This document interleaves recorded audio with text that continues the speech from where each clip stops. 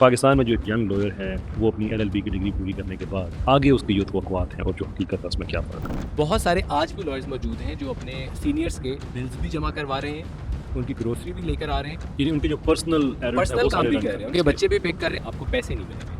कोई भी फर्म, आप मेजॉरिटी फर्म्स आपको पे नहीं, 1 रुपया भी पे नहीं करें, बल्कि आप अपनी जेब से देंगे। और एक सबसे वर्स्ट बात जो मेजॉरिटी में हो रही है, उनकी फ्री कैंपेन, इलेक्शन कैंपेन भी कर रहे हैं, कोई पैसे नहीं उनको मिलते। अब उस जगह वो मजदूर भी पकड़ लेना बाहर से, उसको भी पैसे मिलेंगे। अब ये हमें 3 चीज़ें समझनी है। जो काम कर रहा है यंग लॉयर उसको कोई पे नहीं किया जा रहा, जो काम उससे लिया जा रहा है वो उसके स्टैचर का है भी नहीं, और नंबर 3 ये कि ये दोनों चीज़ों से गुजरने के बाद कोई फ्यूचर सर्टिनिटी भी नहीं है उसके लिए कि उसका मुस्तकबिल। बहुत सारे लोग आपको मिलेंगे जो इलेक्शन लड़ते हैं, उनका ये नैरेटिव होता है कि यंग लॉयर के साथ ज्यादती होगी, यंग लॉयर को पैसे नहीं दिए जा रहे, यंग लॉयर के लिए स्टाइपेंड लगाएं, यंग लॉयर के लिए ये कर दे। मैं तो हमेशा सवाल इनसे एक है कि आपको ये आज कैसे याद आ?